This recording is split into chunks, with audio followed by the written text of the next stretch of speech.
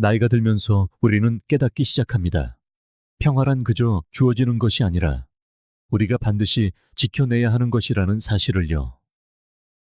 젊은 시절 우리는 다른 사람들을 기쁘게 하고 이해받고 자신을 설명하느라 너무나 많은 시간을 보냈습니다. 하지만 세월이 흐르면서 조용한 진실 하나에 다다르게 됩니다. 모든 질문이 답을 필요로 하지는 않으며 모든 문제가 우리의 에너지를 쏟을 가치가 있는 것은 아니라는 진실이죠. 이것이 바로 휘둘리지 않는 삶의 진정한 의미입니다. 그것은 냉정함이나 자존심이 아닙니다. 지혜입니다. 고요한 초연함이야말로 자신을 존중하는 가장 높은 형태의 방식임을 이해하는 것입니다. 사소한 모든 것에 반응하기를 멈추고 구태여 설명하는 대신 그저 자신의 삶을 살기 시작할 때 우리는 이전에 결코 가져보지 못했던 종류의 자유를 발견하게 됩니다. 제가 수년간 만나온 많은 어르신들, 친절하고 너그럽고 마음이 따뜻한 분들이 이 개념을 힘들어하곤 합니다. 그분들은 휘둘리지 않는 것이 곧 사람들과 거리를 두는 것이라고 생각하지만 이것은 타인을 밀어내는 것과는 다릅니다. 불필요한 감정의 소음을 놓아주는 것에 가깝습니다. 당신은 이미 수십 년의 세월을 살아오며 세상에 당신의 가치를 증명해 왔습니다. 이제는 자기 자신에게 증명할 시간입니다. 당신이 평온을 누릴 자격이 있다는 것을 말입니다.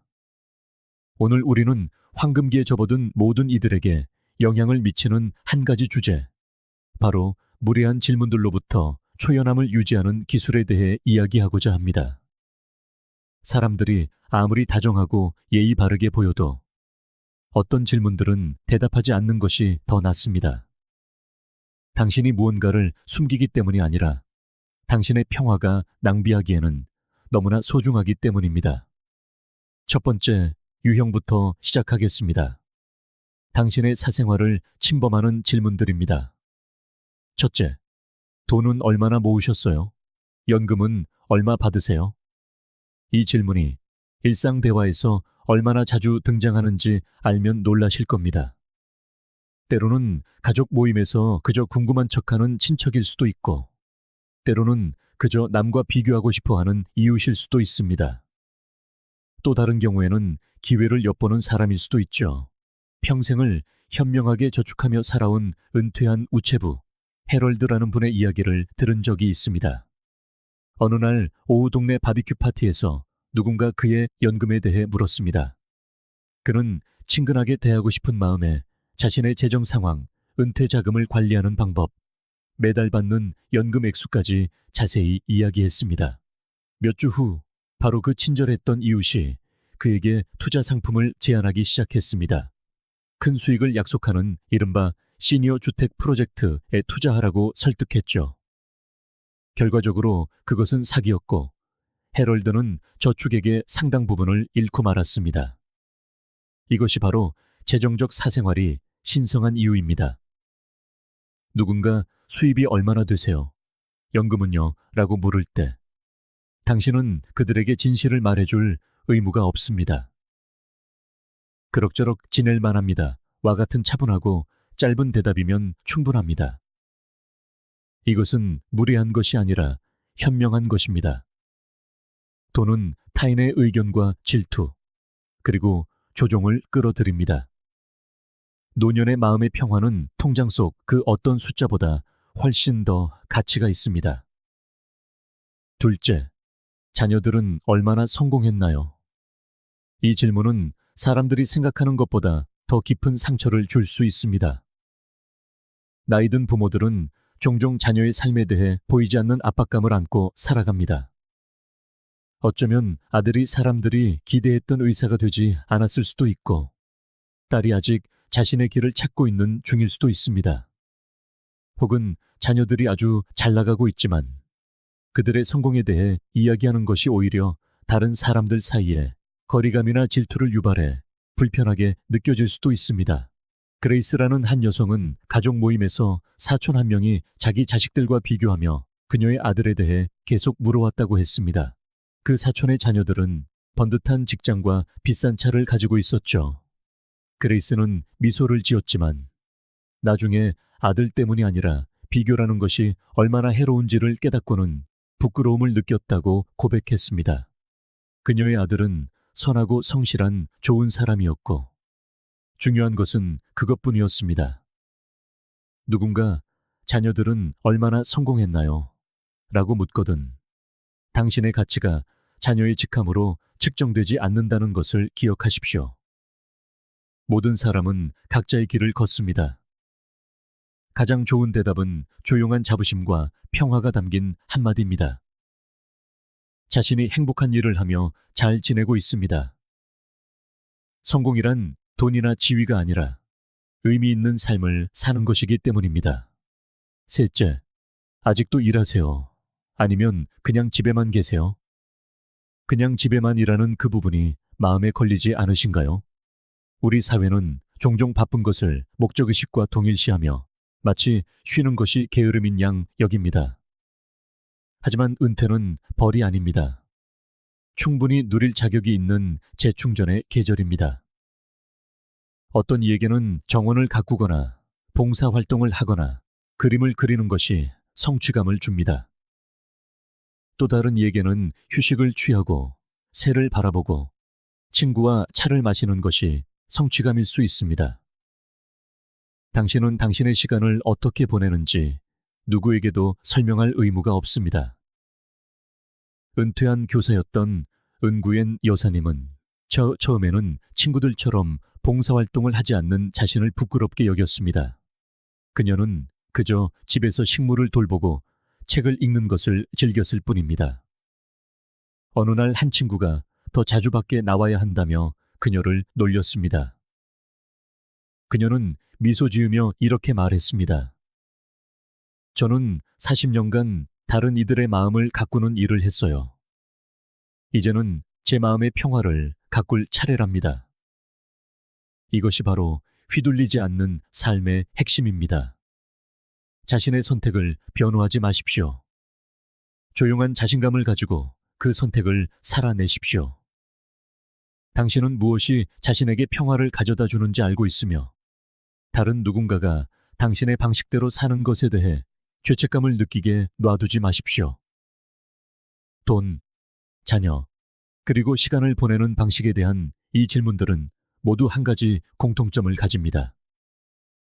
바로 당신의 경계를 시험한다는 것이죠. 이에 대한 초연한 반응은 분노나 침묵이 아닙니다. 고요한 무관심입니다. 그 질문이 당신의 평화를 흔들도록 내버려 두지 않으면서 그저 질문 자체를 인지하는 것입니다. 이제 다음 그룹으로 넘어가겠습니다. 당신을 불필요한 드라마로 끌어들이는 질문들입니다. 넷째, 아드님, 슬래시 따님의 연인에 대해 어떻게 생각하세요? 이 질문은 순수한 호기심 뒤에 숨어있는 경우가 많아 위험합니다. 친구가 자녀의 새로운 관계에 대해 묻거나 친척이 당신이 그 관계를 승인하는지 궁금해할 수 있습니다. 하지만 이런 질문에 특히 솔직하게 대답하는 것은 불필요한 갈등을 유발할 수 있습니다. 한번 뱉은 말은 멀리 퍼져나가 때로는 당신 자녀의 귀에까지 곧장 들어가기도 합니다. 콜린스 씨라는 한 아버지가 있었습니다. 그는 딸이 사귀는 남자를 그다지 마음에 들어 하지 않았습니다. 한 번은 이웃이 그 청년에 대해 어떻게 생각하는지 물었습니다. 그는 그 남자가 자기 딸에게는 부족한 것 같다고 대답했습니다. 일주일 후 그 말이 딸의 귀에 들어갔고 부녀 관계는 몇 년간 소원해졌습니다. 그는 나중에야 교훈을 얻었다고 제게 말했습니다. 누군가 자녀의 연인에 대해 묻거든 중립을 지키십시오. 자식의 판단을 믿습니다. 혹은 둘이 행복해 보이더군요. 와 같이 간단하게 말하는 것으로 충분합니다. 그렇게 함으로써 당신은 자녀의 자율성과 당신 자신의 마음의 평화를 모두 지킬 수 있습니다. 다섯째, 이웃이나 친구, 교회 교인에게 무슨 일이 있었는지 들으셨어요? 아, 남 얘기. 가장 오래된 형태의 오락이자 가장 기운 빠지는 일이기도 합니다. 그것은 당신의 영혼을 아주 조금씩 갉아먹습니다. 많은 어르신들이 그것이 얼마나 자신의 감정적 균형을 빼앗아가는지 깨닫지 못한 채 남 얘기에 소용돌이에 빠져듭니다. 제가 다니는 지역 노인회관에 항상 미소 짓는 마음씨 고운 여사님이 한 분 계십니다. 하지만 한 번은 제게 특정 친구들과 오후 내내 수다를 떨고 집에 오면 불안하고 슬픈 기분이 든다고 털어놓았습니다. 그들은 누가 아픈지, 누구네 자식이 잘 안 풀리는지, 누구의 결혼 생활이 파탄 났는지에 대해 이야기했습니다. 그 어떤 이야기도 그녀의 하루에 기쁨을 더해주지 못했습니다. 그녀는 그 대화에 참여하지 않기로 결심했습니다. 여전히 사람들에게 따뜻하게 인사했지만 남 얘기가 시작되면 조용히 자리를 떴습니다. 몇 주 만에 그녀는 기분이 나아지고 잠도 깊이 자게 되고 아침이 한결 가벼워지는 것을 느꼈습니다. 이것이 바로 초연함의 힘입니다. 당신이 남 얘기에 반응하지 않기로 선택할 때 당신은 불친절한 것이 아니라 당신의 영혼을 보호하고 있는 것입니다. 이것을 기억하십시오. 평화는 고요함이 머무는 곳에서 자라납니다. 여섯째, 이것 좀 도와주실 수 있나요? 보통 이 말 뒤에는 육체적으로나 감정적으로 힘든 일이 따라옵니다. 많은 어르신들에게 이것은 거절하기 가장 어려운 부탁입니다. 평생을 다른 사람을 돕고 자녀를 키우고 부모님을 돌보고 봉사하고 손을 내밀며 살아왔습니다. 아니오라고 말하는 것이 잘못된 것처럼 느껴질 수 있지만 그것은 이기심이 아닙니다. 경험에서 우러나온 지혜입니다. 이웃에 사는 톰 할아버지는 어느 날 오후 친구가 소파 옮기는 것을 도우려 했습니다. 그는 누구도 실망시키고 싶지 않았지만 그 과정에서 허리를 심하게 다쳐 몇 주 동안 제대로 걷지 못했습니다. 그는 나중에야 비로소 깨달았다고 말했습니다. 다른 사람을 돕는 것이 자신을 희생하는 것을 의미하지는 않는다는 것을요. 당신의 몸이 무리라고 속삭일 때 그 소리에 귀를 기울이십시오. 제가 안전하게 할 수 있을지 잘 모르겠네요 라고 말하고 다른 대안을 제시하는 편이 낫습니다. 이삿짐 센터를 추천하거나 젊은 봉사자들에게 도움을 요청할 수도 있습니다. 그것은 냉정한 것이 아니라 자기 자신을 보호하는 일입니다. 과도한 노력의 한순간이 몇 달간의 고통을 초래할 수 있기 때문입니다. 아니오라고 말하는 법을 배우는 것은 초연함을 유지하는 가장 강력한 방법 중 하나입니다. 그것은 더 이상 신경 쓰지 않겠다는 의미가 아닙니다. 현명하게 신경 쓰기 시작했다는 의미입니다. 당신의 시간과 에너지, 그리고 힘을 어디에 쏟을지 선택하고 그 선택이 당신을 건강하게 지켜주며 진정으로 중요한 순간들을 위해 당신을 준비시켜줍니다. 남 얘기, 간섭, 과도한 도움. 이 세 가지는 친절함으로 위장한 감정적 덫입니다. 당신이 쓸모있는 사람이라고 느끼게 하지만 종종 당신을 지치게 만듭니다. 진정으로 현명한 노년은 모든 대화에 참여하고 모든 문제를 해결하고 모든 짐을 들어줄 필요가 없다는 것을 배웁니다. 때로는 자신과 다른 사람들을 위해 할 수 있는 가장 친절한 일은 우아하게 한 걸음 물러서는 것입니다. 지금까지 우리는 사생활을 침범하는 질문들과 불필요한 드라마로 끌어들이는 질문들에 대해 이야기했습니다. 이제 조용히 당신을 지치게 만드는 또 다른 유형으로 넘어가 보겠습니다. 바로 당신의 에너지를 훔쳐가는 질문들입니다. 나이가 들면서 우리의 감정 에너지는 더없이 소중해집니다. 그것은 마치 예전처럼 하룻밤 사이에 완전히 충전되지 않는 배터리와 같습니다. 불필요한 모든 대화, 억지로 해야 하는 모든 설명, 죄책감 때문에 받아들이는 모든 의무가 그 배터리를 소모시킵니다. 따라서 휘둘리지 않는다는 것은 내 평화가 우선이다 라고 말하는 법을 배우는 것을 의미합니다. 일곱째, 왜 더 자주 나오지 않으세요? 이 행사에도 참석하고 저 모임에도 가입하시죠. 많은 은퇴자들에게는 항상 활동적으로 지내야 한다는 보이지 않는 압박이 있습니다. 모든 오찬, 동창회, 동호회 모임에 가야 할 것만 같습니다. 사회생활을 유지하는 것이 건강에 좋은 것은 사실이지만 그것이 전일제 근무처럼 느껴져서는 안 됩니다. 어떤 분들은 큰 모임을 진정으로 즐깁니다. 다른 분들은 몇몇 소중한 친구들과의 조용한 저녁이나 평화로운 고독을 선호합니다. 두 가지 모두 완벽하게 괜찮습니다. 70대의 은퇴한 간호사 헬렌을 예로 들어보죠. 그녀는 비사교적으로 보이고 싶지 않아서 모든 동네 행사에 참여하곤 했습니다. 하지만 얼마 지나지 않아 집에 돌아오면 행복하기보다 더 피곤하다는 것을 깨달았습니다. 끝없는 잡담과 억지 웃음이 감정 노동처럼 느껴지기 시작했습니다. 그래서 그녀는 약속을 줄이고 진정으로 관심 있는 두 개의 원래 모임, 즉 원예 동호회와 독서 모임에만 참석했습니다. 그녀의 에너지가 돌아왔습니다. 그녀의 미소는 다시 진심이 되었습니다. 이것이 바로 성숙함의 아름다움입니다. 당신은 더 이상 모든 곳에 속해 있다는 것을 증명할 필요가 없습니다. 누군가 왜 더 자주 나오지 않으세요?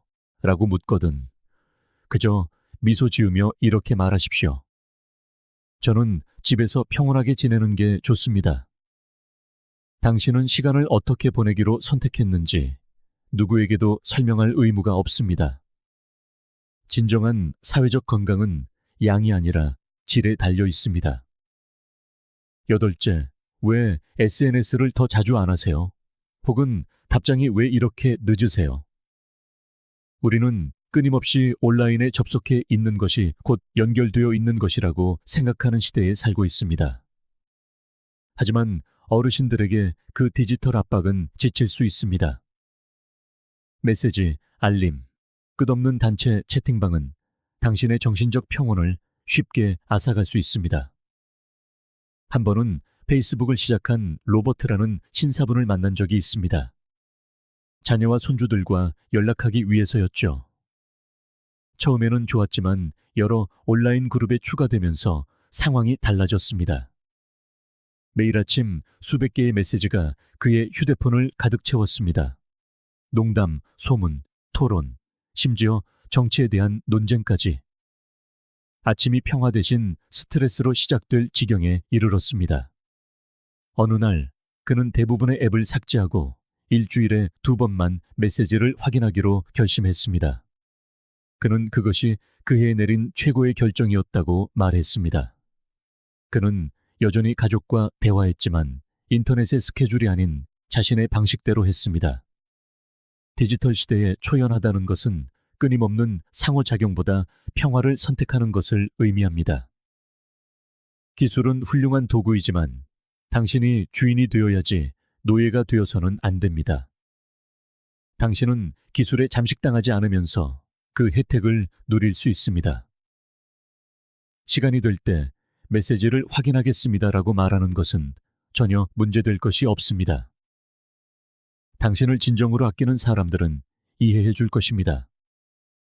아홉째, 조용히 당신의 에너지를 훔쳐가는 질문은 그 정치적 또는 종교적 문제에 대해 어떻게 생각하세요? 입니다. 이러한 논의는 거의 이해로 이어지지 않기 때문에 아마도 모든 질문 중 가장 기운을 빼는 질문일 것입니다.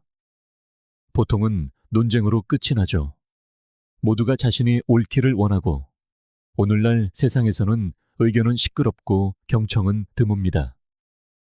은퇴한 한 목사님은 수년간의 지역사회 토론 끝에 깊은 깨달음을 얻었다고 제게 말씀해 주셨습니다.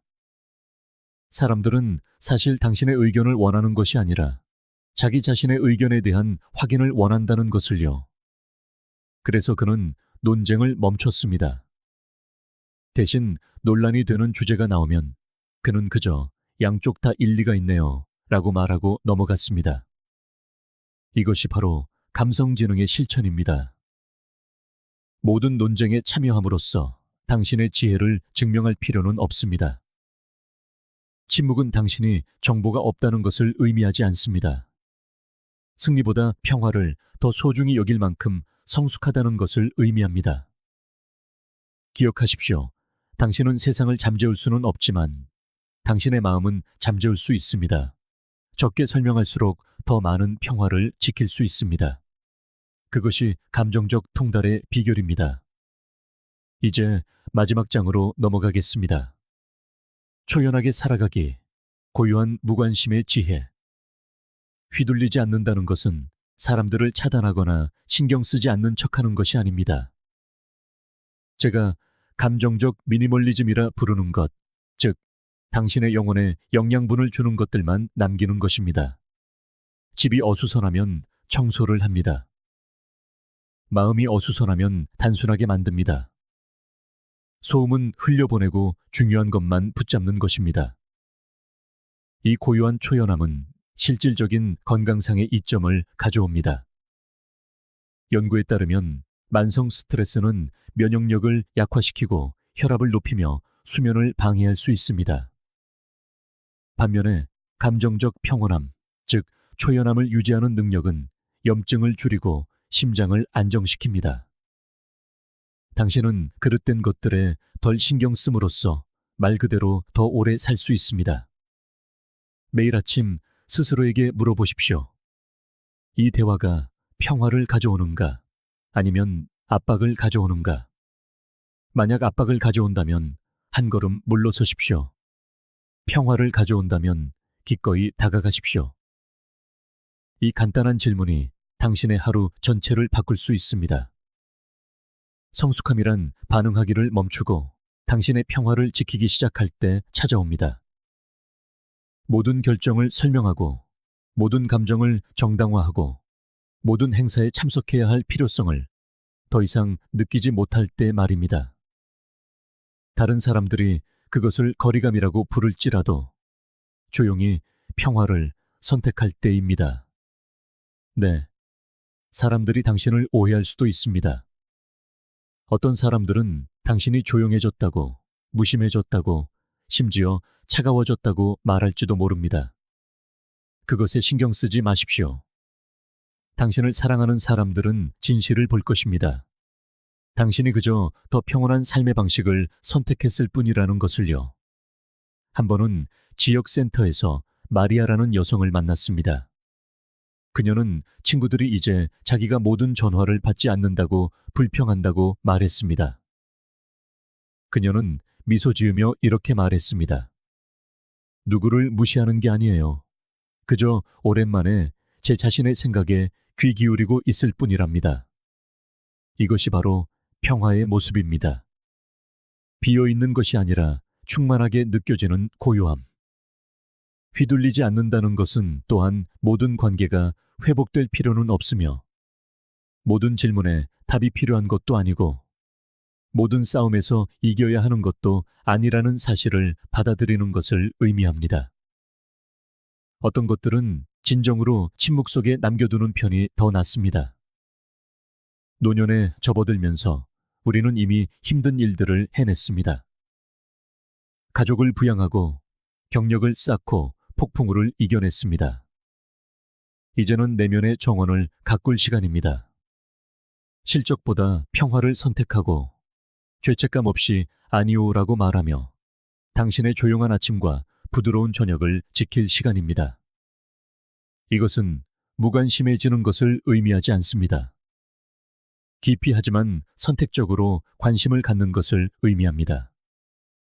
당신은 여전히 가족과 친구 그리고 공동체를 사랑하지만 혼돈이 아닌 평온의 자리에서 그들을 사랑하는 것입니다. 반응하는 대신 혀를 깨물 때마다 무례하게 느껴지는 질문에 답하기 전 잠시 멈출 때마다 당신은 수동적인 것이 아니라 강력해지는 것입니다. 당신은 일시적인 만족감보다 내면의 균형을 선택하고 있는 것입니다. 보십시오. 노년의 평화는 문제가 없는 상태가 아닙니다. 모든 문제가 당신의 마음에 닿지 않도록 하는 것입니다. 나는 그 질문에 대답할 필요가 없어. 나는 아무것도 증명할 필요가 없어. 나는 그저 잘 살면 돼. 라고 말할 수 있는 조용한 힘입니다. 솔직히 말해봅시다. 우리는 인생의 대부분을 다른 사람들을 기쁘게 하려 애쓰며 살았습니다. 상사, 자녀, 이웃, 심지어 낯선 사람들까지도요. 하지만 이 단계에 이르면 당신은 자신을 기쁘게 할 권리를 얻은 것입니다. 원하는 방식으로 시간을 보내고 말은 줄이고 더 많이 살아갈 권리를요. 그러니 앞으로 나아가면서 기억하십시오. 휘둘리지 않는 것은 움츠러드는 행위가 아닙니다. 그것은 지혜의 행위입니다. 평화는 통제에서가 아니라 내려놓음에서 발견된다는 깨달음입니다. 새벽의 새소리, 무릎 위 반려동물의 온기, 진정으로 귀 기울여주는 사람과 나누는 한 잔의 차와 같은 작고 조용한 기쁨들을 즐길 시간을 가지십시오. 그런 순간들이 당신의 영혼을 채워줍니다. 그리고 세상이 당신의 돈, 당신의 자녀, 당신의 선택, 당신의 신념에 대해 끝없는 질문을 가지고 다가올 때 부드럽게 미소 지으며 그 질문이 당신을 스쳐 지나가게 하고 당신의 평화를 지키십시오. 한번 지켜낸 평화는 힘이 되기 때문입니다. 노년의 당신은 세상의 해명을 빚지지 않았습니다. 당신은 당신 자신에게 평온을 빚지고 있습니다. 그것이 바로 진정으로 휘둘리지 않고 살아간다는 것의 의미입니다.